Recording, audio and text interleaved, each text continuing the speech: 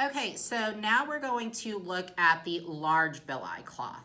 And we're gonna do the exact same thing. I had exactly 250 milliliters of water with my flaxseed inside of the water. Remember, the flaxseed is my nutrients. We're in the small intestine.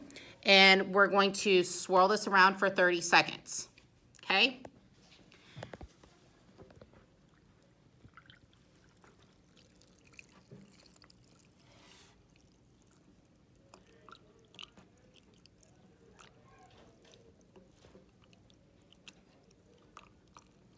Halfway there.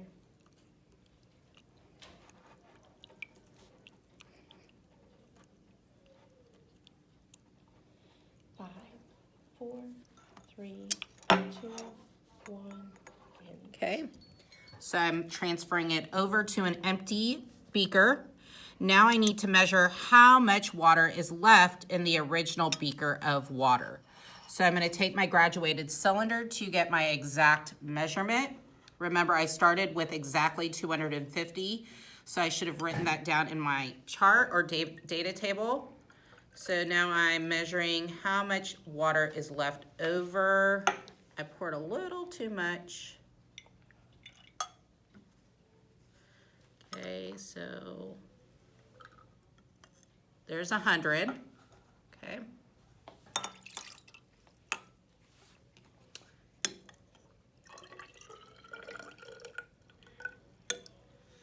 And our number is 144 milliliters of water.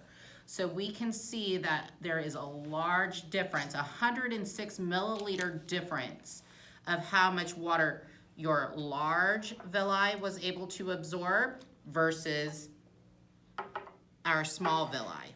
So the large villi, the one that had all these little ends, which kind of look like villi in your small intestine, was able to absorb a lot more water because it covers more surface area.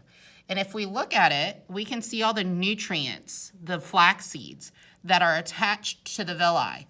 So your small intestine actually absorbs this nutrients and sends it into your bloodstream that the capillaries pick up and send to all parts of your body cells. And remember, the villi are finger-like projections inside your small intestine that help absorb nutrients and water. And if you take a look at these, yeah, they look like little fingers. And if we look at the small villi one, you can barely see much nutrients that were absorbed. So we should have noticed now that villi are important for the absorption of nutrients in your small intestine to your bloodstream.